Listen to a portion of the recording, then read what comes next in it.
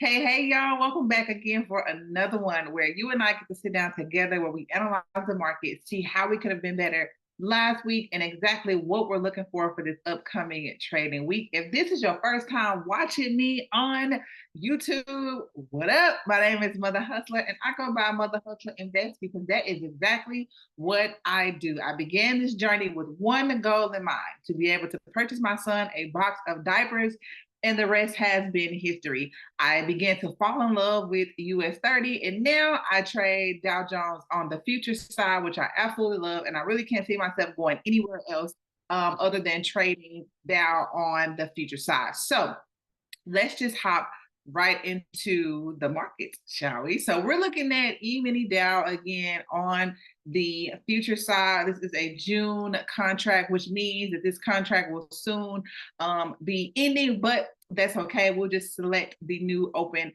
contract. In regards to last week, not a whole lot happened until the very end of the week. Early on, we had a lot of consolidation going on, which honestly, it worked out perfectly for me because I had a mentally taxing week anyway. So I wasn't going to be trading a whole lot. It ended up working out perfectly for me. I didn't, quote unquote, miss out on anything. So the market was not feeding into my FOMO because, again, the market was not doing anything. As you continue to develop yourself in the market, you'll kind of realize what types of things feed your FOMO, how to put that FOMO to rest, and really realize you're not missing out on anything. So on May 29th, which is right here, we had this huge bearish impulse. Now, anytime I see an impulse like this, immediately I'm like, yep, it's time to pull out my fibs, the Fibonacci retracement tool. I mentioned this tool in every single training that I do. I place 0 trades without utilizing the Fibonacci retracement tool because it is that important to me. It is that important to my positions that I take, whether I'm going long in the market or whether I am shorting the Dow. I always use the fib. So again, when I see an impulse move like this, initially, I like to pull out my fibs and measure that impulse move. That way I can have an idea of what to anticipate next, if I should enter the market, where I should enter the market, and why. All right, so looking at this across the board, we know what these fib levels mean. And if you do not know what they mean, how the market should react off of them, or what you should do when the market reacts off of them in a certain way, then in the description below, I'm going to link my ebook, which is Indices Reloaded. This is where we break down the fields. We go all the way through the history of the Fibonacci retracement tool, the importance of 618, Leonardo da Fibonacci, how he has come up with this tool, how I utilize it with my trading system 180 proof, and how you can utilize it as well. All right, let's get into it. 618. Okay, that is where my eyes are. We know, and if you don't, you're about to, we know that the Dow is overall bullish. Yes, we have these counter trends. Yes, we have these pullbacks, but the Dow is overall bullish. We want to capitalize off of that. We want to make sure that when we see these counter trends happening, we can get in the market to go long as early as possible before the correction has already been made. I like to utilize the 618 to do that, or the 0.618 to do that. So again, we have this bearish impulse that took place, and then a whole lot of consolidation. Okay, a whole lot of let me sit on my hands, a whole lot of let me make sure I'm not impulsing my moves, because a lot of liquidity grabs could have been happening here on smaller time frames. Let me make sure I'm not losing any money that I don't have to lose just because I am impatient. That is not at all in any form what I want to do. Okay. So if I am looking at 0.618 to make my move on this correction, right, I'm going to place a line here before any of these candles had printed. I would place a line on my chart, and I would notate on that line 0.618 of bearish impulse. Boom. That way, no matter what time frame I go on, I know exactly what I'm looking for. I know exactly what that line represents. Okay. From there, I would have been on the smaller time frame. On the smaller time frame, I want to look for a bullish break and retest, because remember, I just said I want to go long in the market, but I need that confirmation, that bullish break, that bullish retest. That is what I'm looking for. All right, so on Friday at 105, we finally got a bullish break. Okay, Now, that bearish impulse happened on May 29th.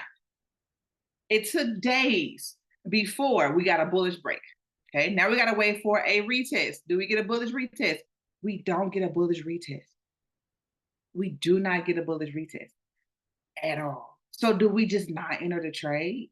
This is where your trading edge comes in, and for you to know, when am I going to enter the trade? Okay, this is what I analyzed. This is what I was looking for, but clearly I can see what the market is about to do next, or clearly I believe that this is what the market is about to do next. Okay, this is where it gets good and gooder. All right, let's say that here with this bullish engulfing candle, if I would have placed a trade again with my fibs, boom, there it is. I'm going to visualize my take profit and my stop loss. Let's just pull this in just a little bit.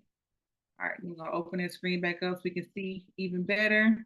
Okay, there is my take profit there. Then my stop loss is here. Okay, I have a 1 to 4, almost 5 risk to reward ratio. I'm gonna take the trade. 5 minutes later, I lost the trade, but that's 13 points. I only lost 13 points. Okay, I'm living to trade another day. I only lost 13 points. All right, on to the next position. Okay, bullish engulfing candle. Boom, measure my candle. There it is. Again, utilize my long position tool so I can visualize my risk to reward ratio. I want to actually see the thing. I want to see that my risk is much smaller than my reward. Okay.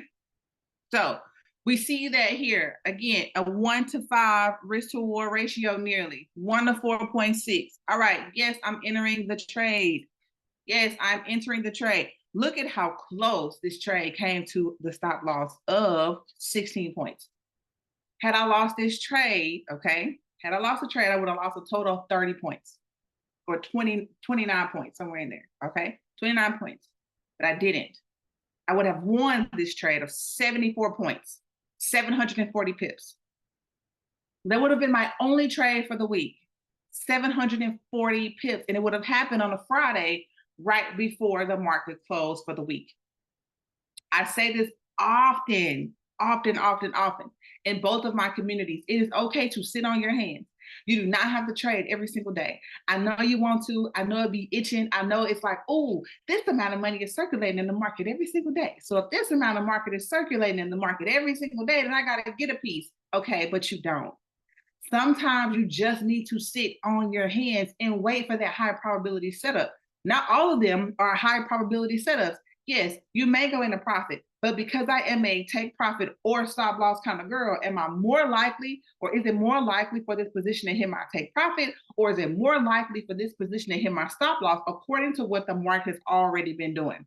Well, you and I saw together on the higher time frame, on the 1 hour time frame, according to what the market has already been doing, it is likely that my position is going to hit stop loss until all of my confirmations are in alignment.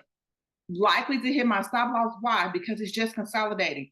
In profit, out of profit, in profit, out of profit, in profit, out of profit, liquidity grabs. I don't want to be in the market when it's doing that. I just want to sit on my hands, wait for my high probability setup, go on about my business. I would have taken 2 trades, won one, lost one. Lost 13 points on the first one, won 740 points on the second one within minutes of each other. At that point, 1, it's Friday also, so I'm getting out of the market. And 2, if it wasn't on a Friday, it's right before the market closes for the swap. So I'm out of the market anyway. Knowing what your confirmations are is going to make a grand difference in your trading journey. Knowing what your edge is going to make a grand difference. And the only thing that continues to build and develop your edge is you getting in the market, practicing, watching its movements, knowing what it's doing. What is it doing over and over and over and over? How do I capitalize on that? It is constantly printing these types of candlesticks. How do I capitalize on that? Where do I study these candlesticks? The Japanese Candlestick Bible. It should be your top resource as an investor, as a day trader. There are so many different candlesticks and candlestick patterns in there. And no, you don't have to know all of them. There's a lot of pages in that book. You don't have to know them all, but you do need to know which ones are relevant to the asset that you are trading. I know the ones that are relevant to Dow Jones. I look at the Dow nearly every single day. Monday through Friday, unless like this week, it was a mentally taxing week. So I didn't really look a whole lot. But on a regular week for me, Monday through Friday, I'm looking at the market, which means I'm spending time with this asset 5 of 7 days of the week. And then on the weekends, I'm doing a recap like this. So really, 6 out of the 7 days of the week, I am spending time with the Dow, analyzing what it did. Did we have any news come out that made the market go this way or that way? What did someone say to make the market go this way or that way? Was it a CPI release, FOMC? Was it NFP week? What made the market do the things? What is the market in anticipation of, so that I can have all the information that I need to make the best decision for my account?